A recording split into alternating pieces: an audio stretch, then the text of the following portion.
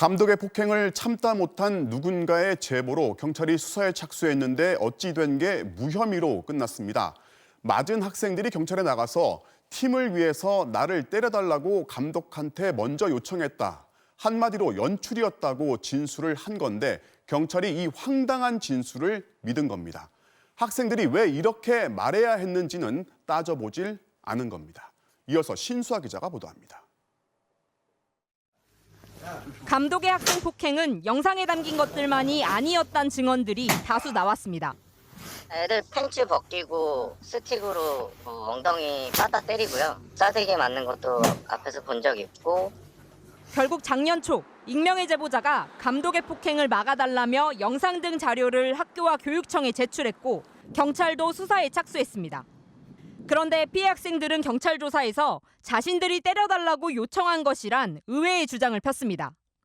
팀 분위기 쇄신을 위해 일부 고학년 선수들이 감독에게 자신들을 때려달라고 요청해 결국 짜고 치는 연출을 했단 겁니다. 감독 본인은 물론 심지어 폭행당한 학생들의 부모들까지 같은 내용으로 진술했습니다. 피해자 학생들도 그렇고 부모도 그렇고 다 의견이 후배들한테 경각심을 좀 심어주게 하기 위해서 우리가 선생님하고 상의를 해서 우리가 좀 한 대씩 이렇게 맞자.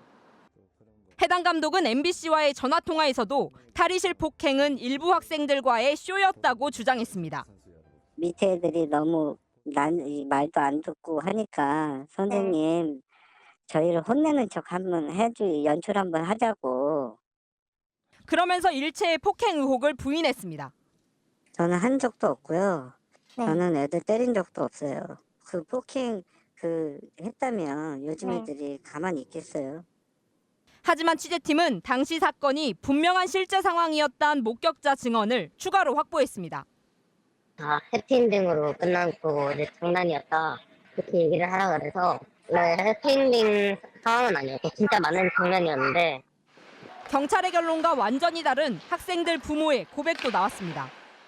저희 아이가 어떠한 불이익이 따를 거라는 걸 예상하기 때문에 진짜 목구멍까지 나왔는데도 못하겠더라고요.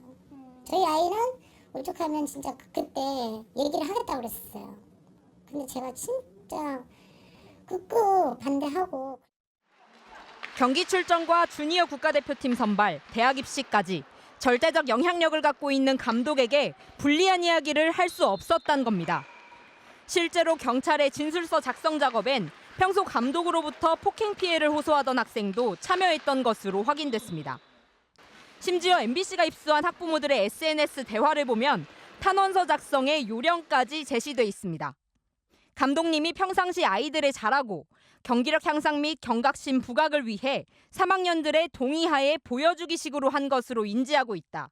감독의 지도력을 신뢰한다는 내용 등을 포함하라는 겁니다.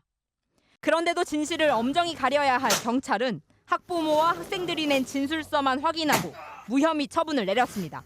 MBC 뉴스 신수아입니다.